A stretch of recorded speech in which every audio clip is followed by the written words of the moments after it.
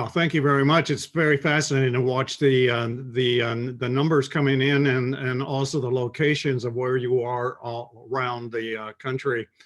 And I see, I'm told that typically there's a lot of different types of planners, wedding planners, corporate planners, community events planners and so forth on these sessions, which I'm really pleased to see. And then there's also planners like me who will do any kind of an event if somebody pays me. So welcome all. And I have two general themes I'd like to talk about today. One is all events, small and large, I believe have basically the same elements. And two, you should look at events not as events, but as a show that you're presenting to your audience. So let's jump right in. A little bit of quick background for you. Here I am doing my first corporate sales meeting event back in 1966. And I think it's really fascinating to see how high tech my equipment was in those days. That's ancient history, but fun to look back at. A few years later, I ended up at Disney, and I ended up spending 20 years at Disney. The first 10 years, I led a team of people that was responsible for creating all the new shows, events, and various types of entertainment. Originally it was at Disneyland, but then as Disney World opened, it was there as well. And then on to Tokyo Disneyland when that project actually opened up. So I was director of show development. And an interesting thing is that besides the shows, we were also very heavily involved in the festivals of different types. And the reason we did these festivals was because we could market to a segment of the audience, whether it was seniors or the Japanese group in California or whatever. We could focus these to bring in a new or a repeat crowd. And we had this annual schedule of all different types of events. It wasn't just Disneyland. We also carried that over to Florida and other parks as well as they came online. So the second responsibility my group had was that we were responsible for corporate events. These were everything from for the Disney company. This was everything from the annual stockholder meeting to movie premieres. And also Disney was very involved in many national events as well. Everything from Super Bowl halftime shows to city celebrations to things like doing the Macy's Parade and the Rose Parade. And again, all those kinds of event projects came into my group. And my group, I had about between 150, 175 people on my team. And it may sound like a lot, but you have to remember we were doing projects not only in Disneyland, but in Florida and Japan as well, plus all these city events and so forth. So in addition to the corporate events, Disney also liked to get involved in big events around the country, like I mentioned, Super Bowl halftime shows or whatever. Joel, if you could hit the next slide. And one of those, just to give you an example, this was the US 200th anniversary celebration. And this was the New York celebration. And we used the Statue of Liberty as a centerpiece, but then we used a whole strip of the Hudson River there with barges with different fireworks effects and lighting effects on them as well. And this was like a half-hour show on the eve of the 200th anniversary of America. And usually when we did fireworks shows and big event shows, we always have a soundtrack that goes with it. So the challenge at that time was, okay, well, how can we get these millions of people? They estimate about 2 million people watched this event. How do we get them to actually hear the soundtrack for the show as well? So this was the first time it was ever done. We made a deal with ABC Radio in New York, and they actually broadcast the audio portion of the show so that people standing on, the sides of New York or looking out their apartment windows, what was going on, they could actually listen on their portable or radios and hear the music track and everything that went with the show. So it turned out to be a fun project. And again, the reason Disney did this, it was really, really to support their brand. And so that was the first 10 years. The second 10 years, I was a television producer at the studio, doing all kinds of different primetime television shows for Disney, as well as televised events. And also, then when the Disney Channel came up, I was doing shows for the Disney Channel as well, both dramatic shows and so forth. And all of this was just for one reason with Disney, and that was to sell more Mickey Mouse caps.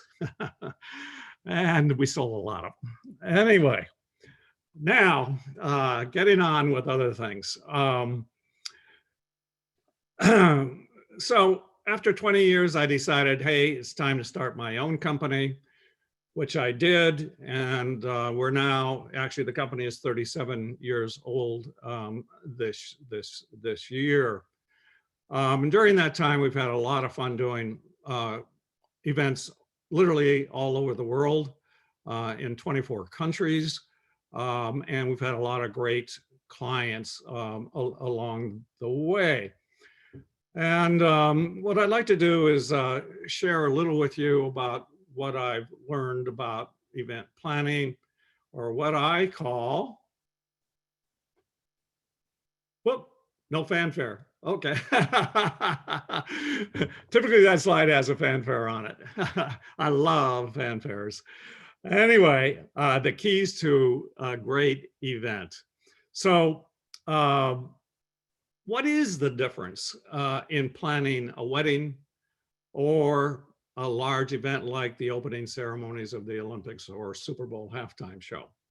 Well, except for budget, the difference is zero, nothing, nil, zip. All events have basically the same key elements. And it's like playing a piano.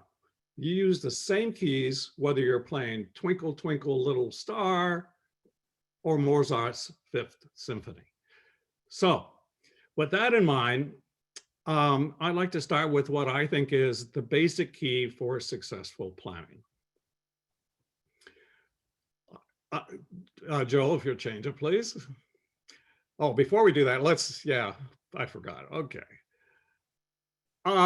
Let's take a look at what an event is.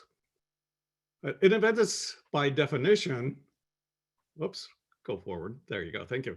Something that happens, especially something of importance, and of course, it involves people. So now let's take a look at a show definition. A show is a presentation, an impressive display, and has an audience.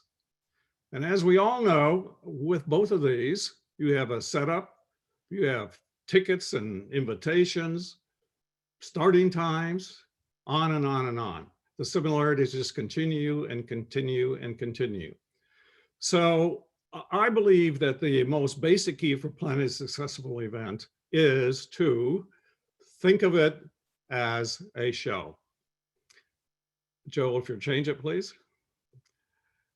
Think of it as a show. Now, perhaps you're saying to yourself, hey, I do meetings, I don't do shows. Well, let me explain why your assumption may be incorrect. A show and an event have a beginning, a middle, and an end. And if we look at what I call the rhythm of an event, if you change the slide, please, it's the same as a show. In other words, you want to start your event with something big, something attention getting. And then during the middle portion of the show, you want highs and lows so that it's not just same all the way through the show. And then as you get to the end, you want to build the anticipation, you want to build the memories of whatever that event is, and so you come up with a bigger end and a grand finale on top of it.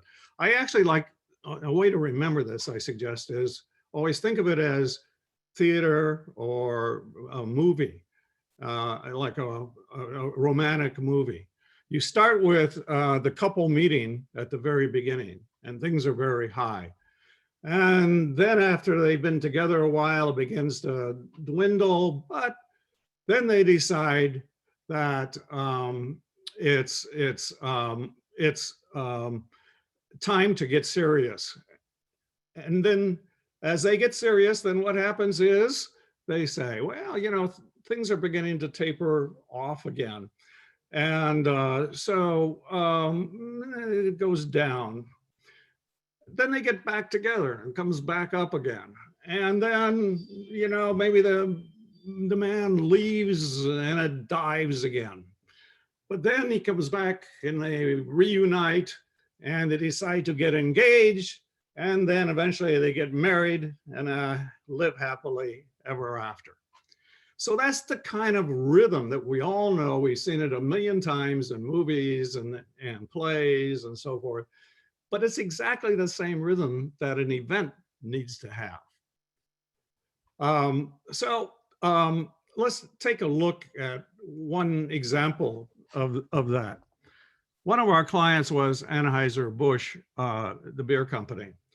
And they contracted us to do a big event that they were having for all of their beer distributors from around the world. And of course, they would come in and they brought their wives, and it was a big social thing as well as a big sales thing for these people.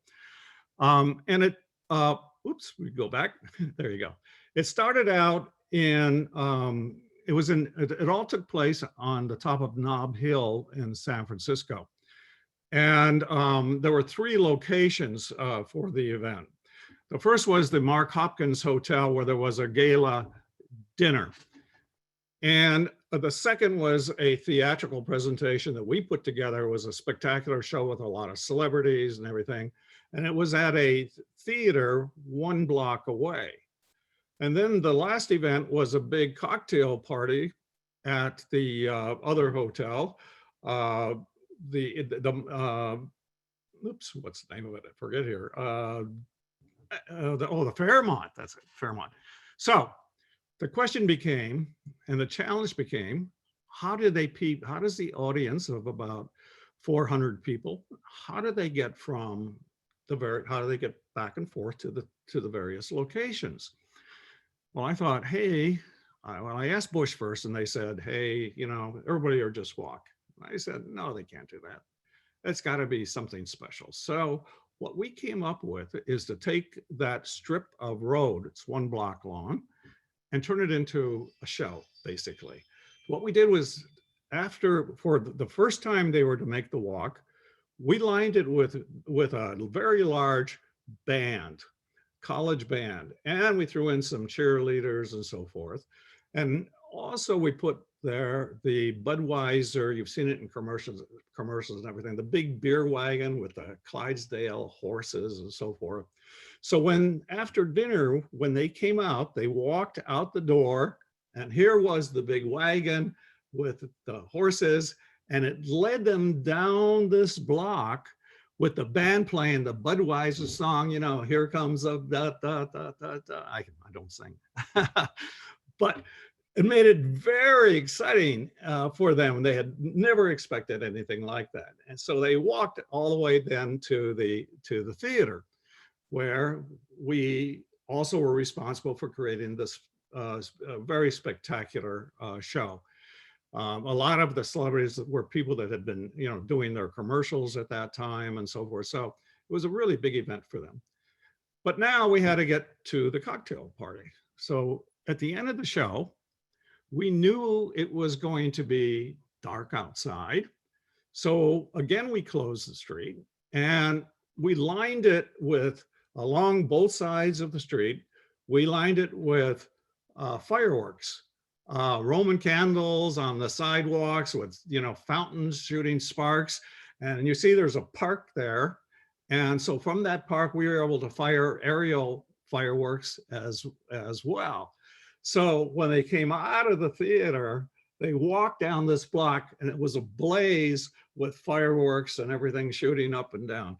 And in the center, we actually created, their logo was a big A, and we created one out of fireworks burning in multiple colors and everything. So they walked by that as the way.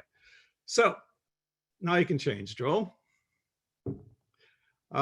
So be creative throughout every step of the event. And going on, let's see where we are here. I think it's my favorite quote. Walt Disney had a lot of quotes, but my favorite quote of his was that it's kind of fun to do the impossible. And I've used this. I've always kept it in mind, and I've used it for many of the large events. But I'd like to give you one example here. If you're long before Anheuser-Busch, when I was still with Disney, my team created a project called the Main Street Electrical Parade. I don't know if any of you have seen it or not.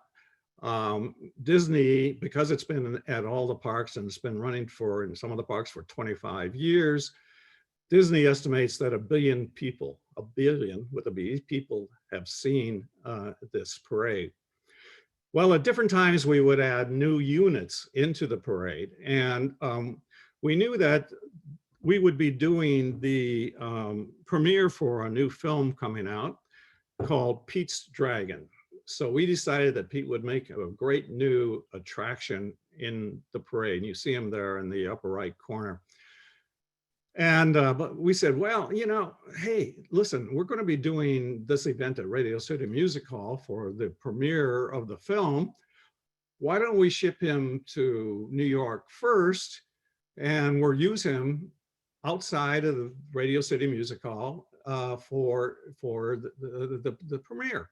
So what we planned to do is for one block there, we would have Pete lead the stars of the movie that would come in for the premiere and other celebrities, and lead them down the block past all the press people that would be there, and then into Radio City Music Hall for the big premiere of the film.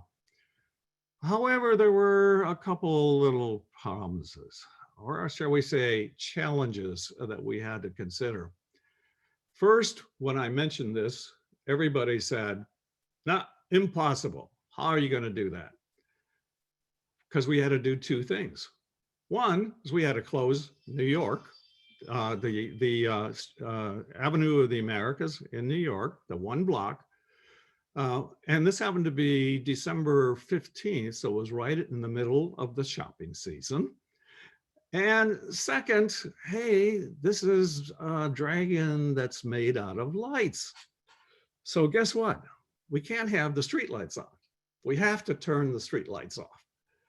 Well, everybody said, no, ain't gonna happen. It just ain't gonna happen. Well, there he is.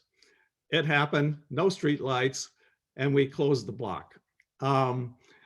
So the point I'm making with this is that if you don't dream it and dream something big, you're not going to make an impression. You've got to find something that's different. Something, as we all know, you're not event planners, you're special event planners. So you got to find something to make it special. And I got to say that what I learned is that if you ever hear somebody say, you can't do that, it's impossible, then you know you have a winning idea. You just have to find a way to make it happen. So carry out the theme is the next part, and the next important key. If you're going to theme something, if you're going to do something, I suggest you have a theme for the event, whether the audience knows there's a theme there or not. Because the theme becomes a framework. It becomes something you can hook all of your decisions on, and it helps congeal your concept for the event. But I'd like to give you, and then of course there are theme parties. So I'd like to give you one example of a theme that we carried out for an event. This was actually for Paramount Pictures, and they were releasing a new movie called Congo, and they were having a special event in New York to announce this movie to key people, theater owners, and all that sort of thing. So we created basically a cocktail party. And what we did is we took a scene out of the movie, which was, obviously it takes place in a jungle, and they had created a scaffolding tower for communications around their base camp. So we tried to recreate that atmosphere. And you can, if you look closely, you can see there's a cocktail table and a couple stools right there in the foreground. So when people walked in, bam, they were as if they were on a set when the movie was being photographed. And then we added to it. First, we added the threat in this jungle was these apes that were kind of very strange and were a rare breed of wild apes that were very mean and destructive. So we took a couple of the costumes that they had left over from those, and we brought them in to roam around. Second, we used these dancers. They're called Nanfurli dancers, and they're actually African stilt walkers. And one of the cool things about them is that they are on stilts, so they're actually above the audience's head. So they're very interesting. Of course, the background music becomes very important in an event like this. So we had jungle sounding music, and we mixed that with, you know, monkey sounds and bird sounds and all that to really give an atmosphere. But one of the fun things we did is we were able to rig fishing lines up in various parts of the room, and the lines would come down along the walls where we would have staff members. And what we did on the lines is we would put a rubber spider, or, you know, one of those big rubber bugs or different things like that. And the staff members on the side could control those lines, and they would keep them up high. But for instance, if a couple was standing there drinking a drink, they would slowly drop the spider down in front of them. People loved it. It was so if you're going to carry out the event and carry out the theme, make sure you carry it as far as you can possibly take it. And oftentimes I say that you don't have to spend a lot of money if you're very, very clever.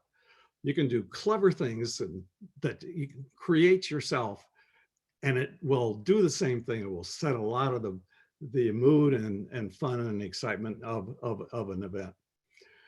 Okay, moving on. My next key is simple things make a big difference. And by simple things, I mean, before that event starts, you need to go through it and make sure everything is right.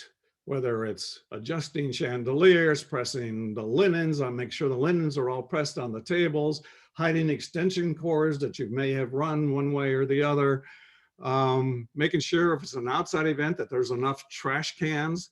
In fact, one of my big complaints at cocktail parties, cocktail receptions, is, you know, you get these little plates of food and you put some nibbles on it and you walk around and then you end up with this plate, and guess what? There's no place to put the plate. If it's a paper plate, there's no trash cans, you know?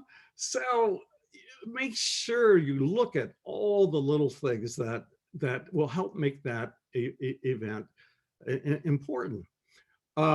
If you fuss, as I would say, then the audience notices it and they really appreciate it. Let me give you kind of a fun example of that.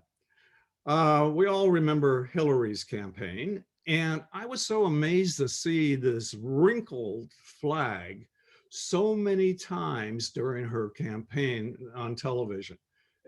They obviously were carrying it from one location to the other, and nobody ever bothered to take an iron to it. Now, you know, I'm not a political person, but as an event planner, I believe that the reason Hillary lost the election is because someone on the Trump events team paid attention to the simple things. Look at that flag. Next. Oh, this is my favorite. I actually made this expression. You can make a lot out of nothing if you use too much of it.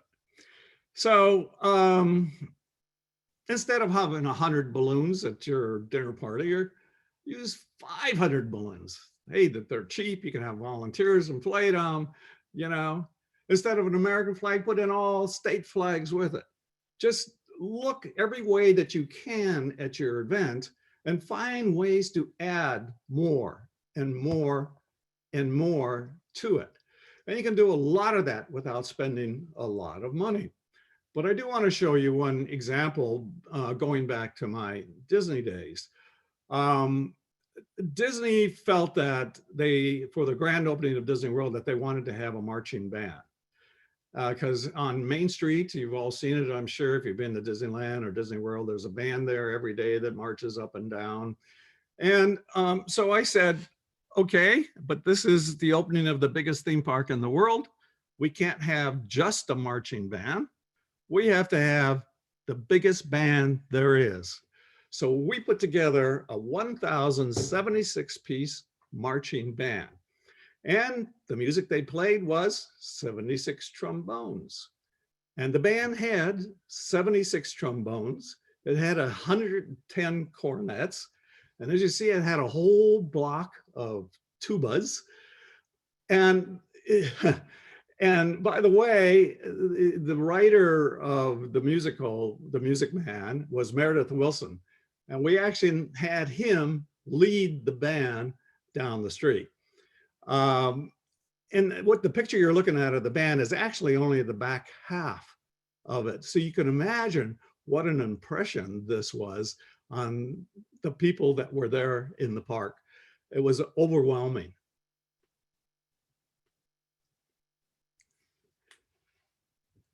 Okay, moving on.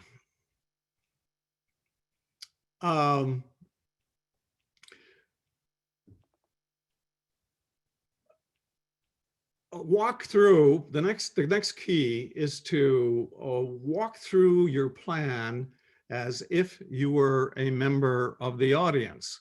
In other words, put yourself in the location at the time the event is going to take place and walk through, pretend you are the audience.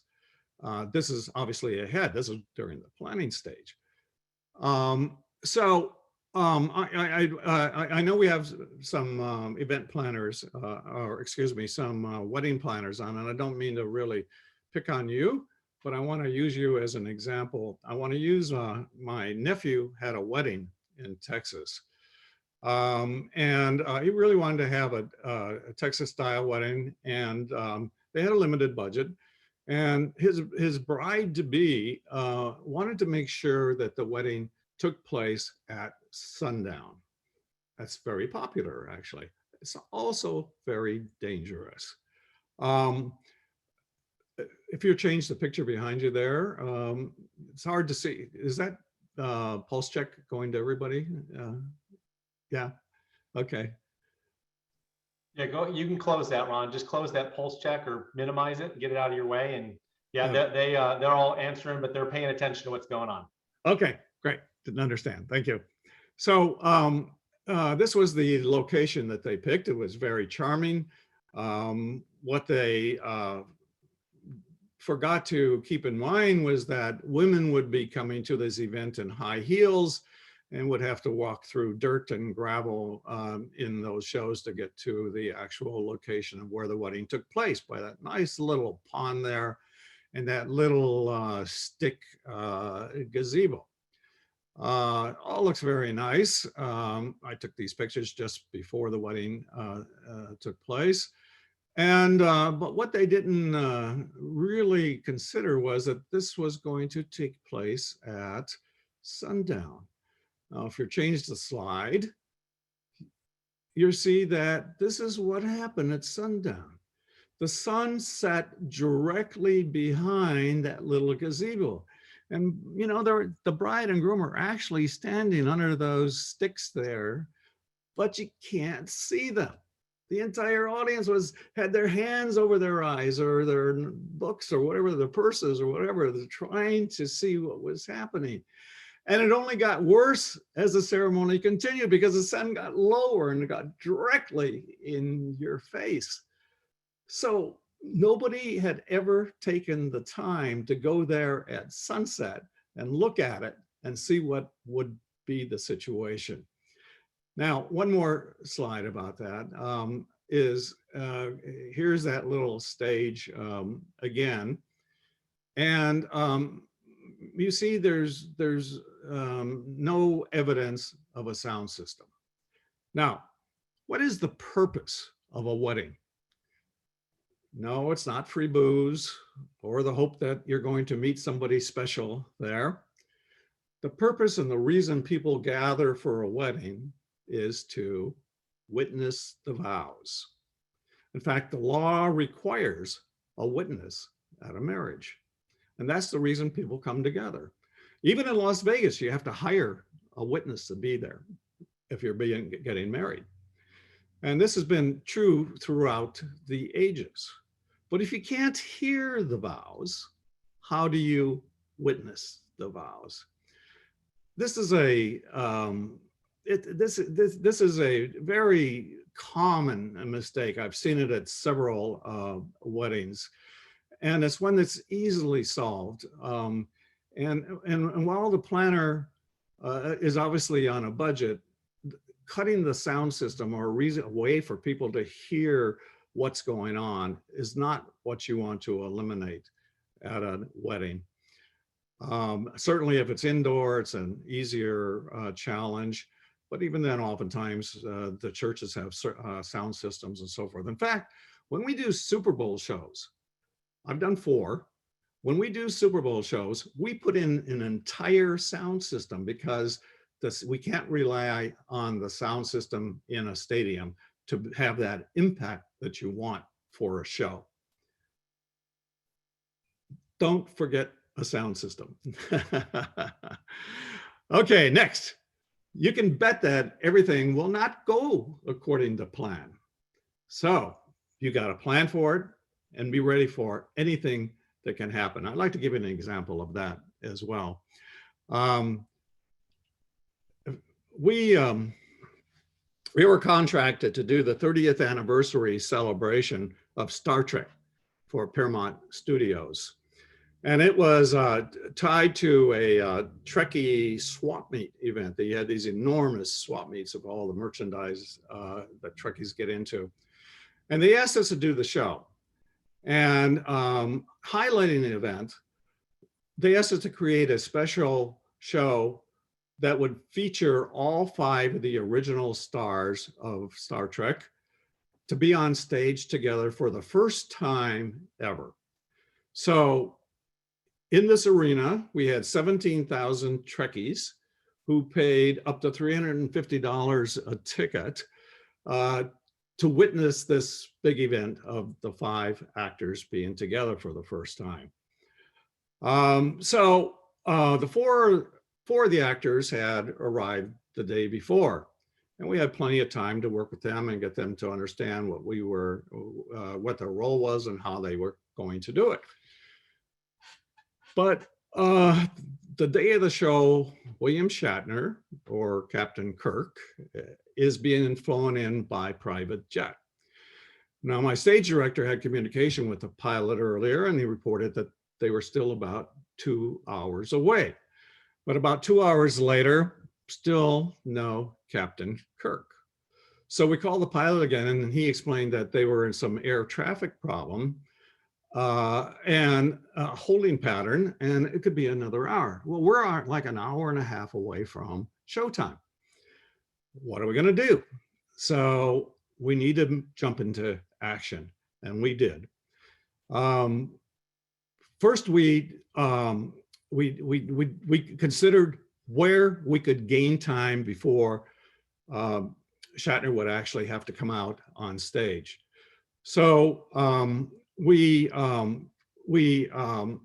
figured first that, okay, we can start the show like 5 minutes late. We get 5 minutes there. We asked our security detail if they would arrange for a police escort for him from the airport. So as soon as he landed, they could get him to us as quickly as possible. And then we said, okay, let's start adjusting things within the program. So we took a dedication speech that was later in the show, and we said that'll play just as well in the beginning of the show. So that was like a 6 or 8 minute hunk. So we moved that up to the beginning of the show, knowing that that's playing a 6, 8 with applause, maybe 9, 10 minutes of time. The next thing we said, okay, we've got this other hunk, which was a stunt show, basically a Star Trek battle scene.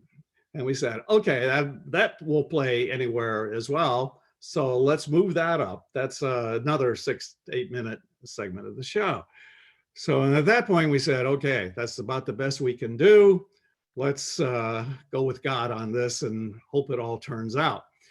And sure enough, about 5 minutes before the originally scheduled showtime, in saunters Captain Kirk, William Shatner. And obviously we now have the show all changed and adjusted, but it all works just fine. Now, the interesting thing about this is that we found out afterwards that there was no air traffic problem. Actually, Shatner was very late at getting to the plane in California. And the pilot told us that he had to lie because Shatner was sitting next to him in the cockpit. So anyway, that's how things go. But what that means is adaptability is essential. You've got to be ready for anything that can happen. And also the next key is keep your cool. It's awfully hard to do in some of these situations, but you got to keep your cool. You can't panic, because if you panic, it's going to hell, the whole project. So keep your cool. The next key is volunteers are invaluable. And I love volunteers, and they're the heart of so many projects. And I'm sure all of you have worked with volunteers in one way or another. So I'd like to show you how exceptional they can be. We've done Super Bowls and Olympic openings, the biggest event show that I've ever done was the opening ceremonies for the 10th Pan American Games. It was in Indianapolis, Indiana. And for the show, we had 10,000 performers, an 8,000 person animated card section, 6,000 athletes that would enter, 7 bi-wing aerial stunt planes, and 23 hot air balloons that would make a surge at one point in the show. Now, this slide is really interesting because I don't know how whoever took that photograph is really great, but you see, when I arrived there to figure out how we're going to do this, I'm told that our venue is going to be the straightaway of the Indy 500 racetrack. How in the world do you do a show on a racetrack? And the reason for that was because it was the only venue in the area large enough for the audience that they anticipated would be there to see the show. So my stage ended up being 50 feet deep, the actual road of the raceway. And you see those pylons sticking up in the far corners on the ends of the picture there. It was 1/4 of a mile wide. How do you do a show that's 50 feet deep and 1/4 of a mile wide? And as you see, the audience filled the entire area. So it was a challenge. And by the way, it was all to be done with volunteers. And it was a 2-hour CBS Sports TV special. So the challenge was on. If you change the slide, please. This is kind of interesting because we had the upper right picture there is all volunteers. It was a big room full of volunteers who did nothing but coordinate volunteers, schedule them, reschedule them, et cetera, et cetera, et cetera. The young lady on the left is one of 25 volunteers that we put into a training program to how to be a stage manager. So because the stage was so huge, we had to have people all over queuing the various performers on at various times during the course.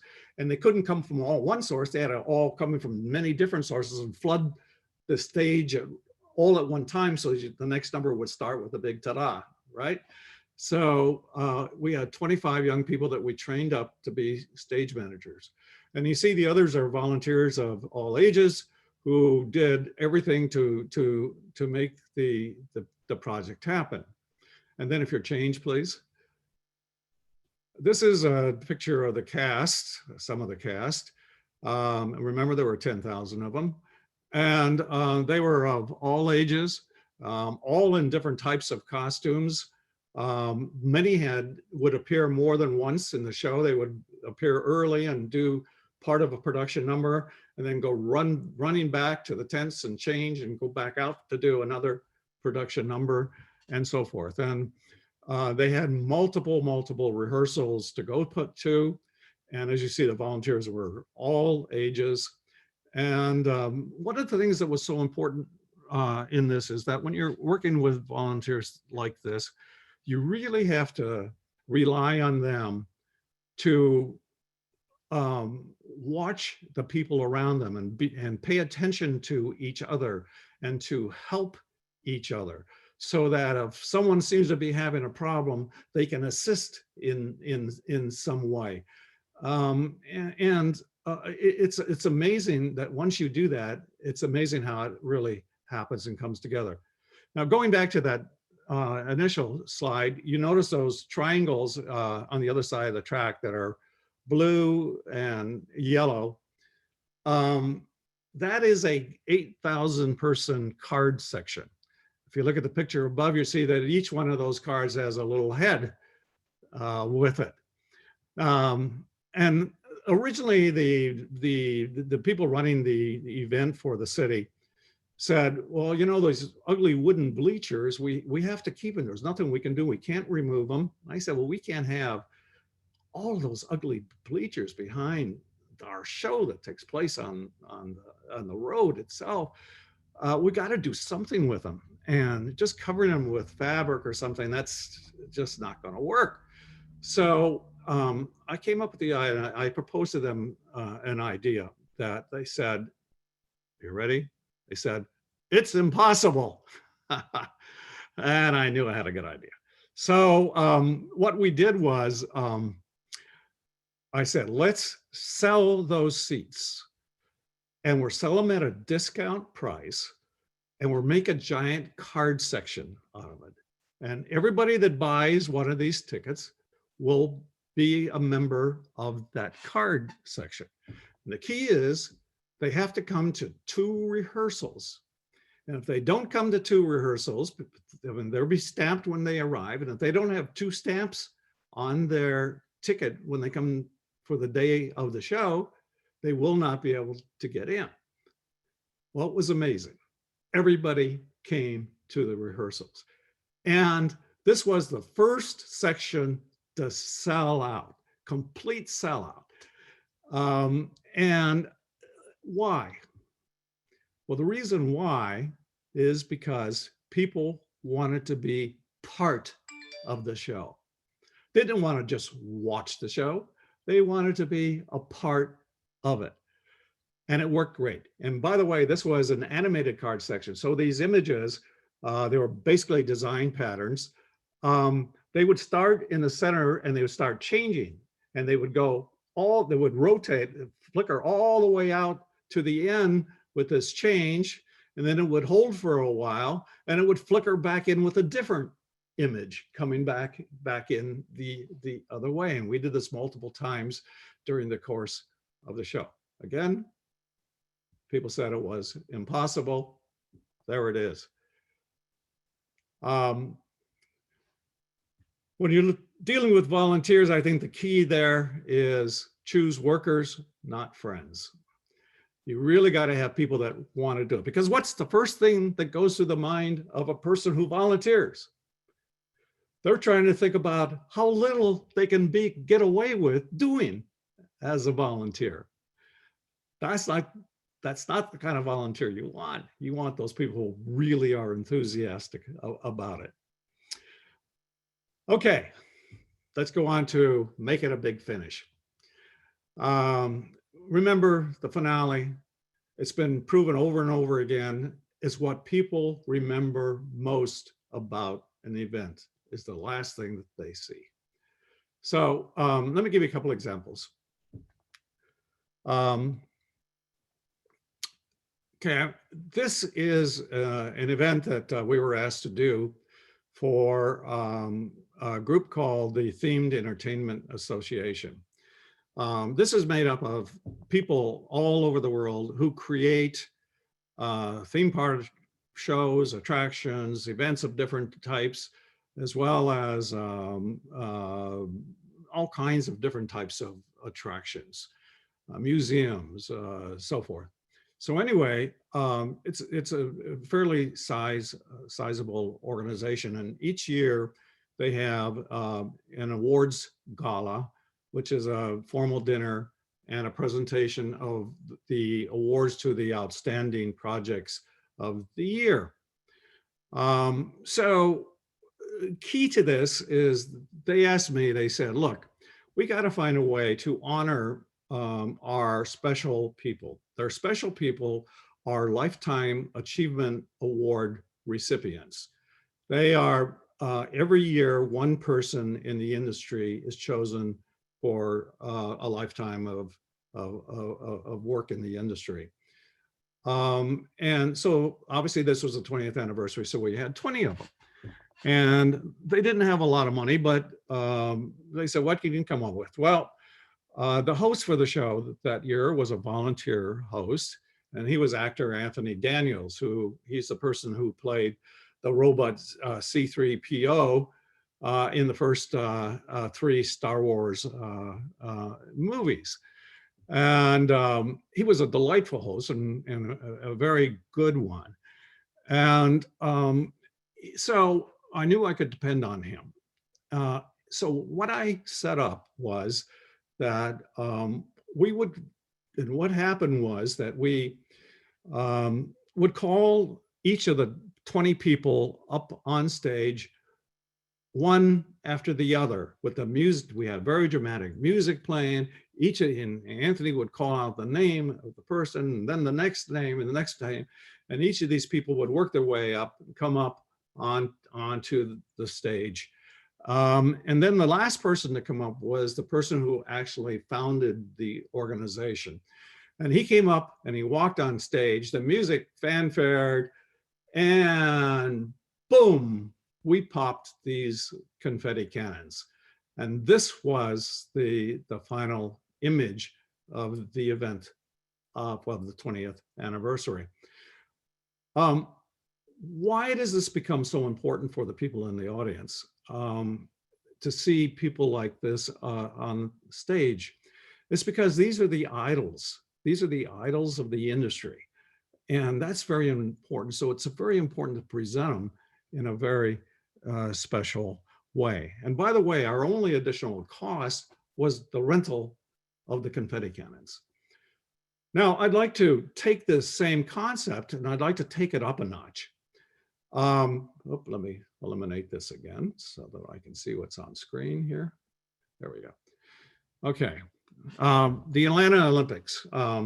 Years earlier, before this TEA event, I was asked to do a gala awards, excuse me, not an award, a gala event at Atlanta's Georgia Dome for their Olympic Games. About 30,000 people attended the event, and they paid big bucks to attend because this was both a fundraiser and a thank you to the people that already donated large amounts of money. So the basic event consisted of 24 headliners. They were all performers who had some relationship with Georgia. Whitney Houston, for example, she lived in Georgia. Kenny Rogers also lived in Georgia. Then there was Santana and Ray Charles and on. And each performed one song that was somewhat appropriate to Georgia. For instance, Gladys Knight did her Midnight Train to Georgia song.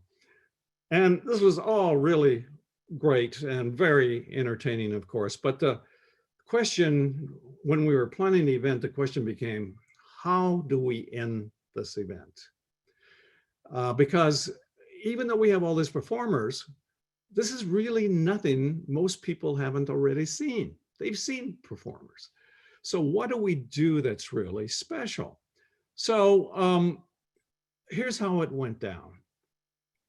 The last to come on stage was George Bush Sr. He was then president. He came on and he made his presidential remarks about the Olympics and about Georgia. And when finished, he said, "Ladies and gentlemen, I have a very special treat for you." And of course, everyone begins to wonder what it could be.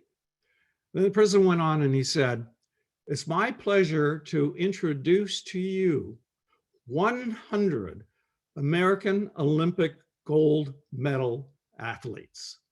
Boom, the music starts, the fanfare goes. You could hear the gasp in the audience, actually. And 50 flag bearers came on for each of the states. And then the Olympians start coming out in lines onto the stage. The music was building. The entire audience was standing on their feet as these Olympians are coming on stage. They were all dressed in white suits, both male and female, and they were all wearing their gold medal or medals around their necks. It was really quite a sight. And when everyone was on stage, Lee Greenwood came out. We all know Lee Greenwood. And he came out, and of course, now we do have a full orchestra there, of course. And he went into his song, "God Bless the USA," which with the orchestra ended very big. The flags were waving. The audience was singing along. And on the final note, what did we do? Of course, we showered the stage with red, white, and blue confetti. So now, again, why was this so emotional? It's because the whole reason the audience was there was to support and be part of the Olympic spirit. So final key I'm going to mention is create those magic moments. Look for those magic moments, those events those things that happen that are so important that you can make happen, that are so important to your audience for your event. And I only have one more thing to say to you, and that's that I believe we're in the e-business. We educate, engage, entertain, enliven, and enrich through exciting and emotional experiences. And with that, I say, go be a showman or showwoman. And that's my presentation. Questions? Excellent. Thank you for that, Ron.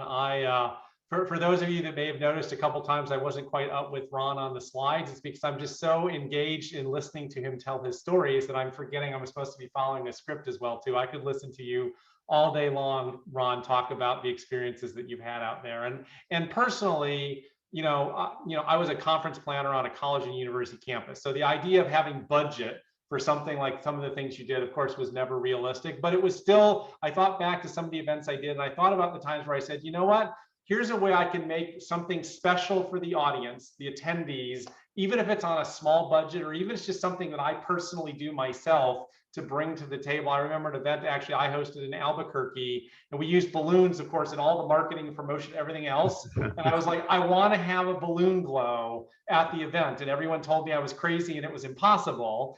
And yet I managed to get them to shut down the street in front of the hotel. We brought in 2 balloons. They fired it up. We were nervous all day because the wind was blowing too much in the morning to put balloons up. But by 3 in the afternoon, the wind had died down. The trucks drove in. We had 2 balloons in front of the hotel, and everybody in the conference got to go out and take pictures and stand in a balloon while they, did the glow and all. It was a cool thing that people talked about for years thereafter. And while it cost a little bit, the memories it created were extraordinary. So I just really thank you for sharing your wisdom. We do have a couple of questions that came in. One question came in while you were talking about the Pan X Games. Someone wanted to know, did the volunteers represent particular groups, associations, schools, etc.? And did they have their own outfits or props, or did you have to provide all of that? Good questions. Yes, we provided everything, all the costumes.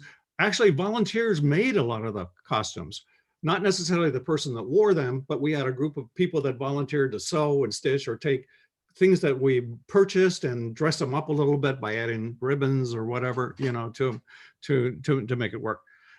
Yes. And yes, we had all kinds of volunteers. Everybody imagine. There's one story I'd like to tell about that. This show took place, this event took place in August in Indianapolis. That means it was hot, right? And of course we had rehearsals, many rehearsals before the actual show itself. So what is the most important thing? Water, right? How do you keep all these people hydrated? And we realized that we couldn't do it with, the little bottles of water, because you got to open the cap. You have to do it the way you do it, like in a run, where there are little glasses or cups of water set out. They can run by and grab and throw down and toss the paper aside backstage and run up to make their entrance onto stage, right? And we had, as I mentioned, 24 different entrances. That's why we had 24 stage managers. So we had to have all these water stations. How are we going to do it? And in one of our big volunteer meetings, as it turns out, this military person, I can't remember now if he was a sergeant or what his rank was, but anyway, he was from a local base in the area somewhere there. And he said, I will volunteer, and I will volunteer my platoon of people. We're making one of our projects for the year. We always try to do something. And I said, great. And I said, I have a very special assignment for you. I said, water. We got to find a way to have enough water, not only during the rehearsal, but obviously for the days of show where we're adding, 8,000 athletes to it or whatever, so we've got to have a way to supply water. And I said, it's a very big job. He said, you gotta be able to do it. He said to me, he said, sir, we don't fail. And that was his attitude. My God, he did not fail. It was amazing. We always had enough water for everybody where it was needed. It couldn't be just be in one spot. It had to be all over the place. That's anyway, awesome. That's great. We had one other question come in. I think it's really timely right now, which is one attendee asked, has your company been doing virtual events during the pandemic? No. No. Actually, no. I don't. This is it. We've actually been kind of fortunate. We're actually working on right now on 2 projects in China. And I say fortunate, but China has been a good client over the last few years.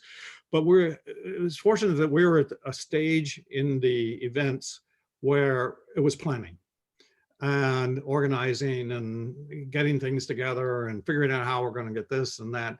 So it's all been done by Zoom or other means of communication back and forth.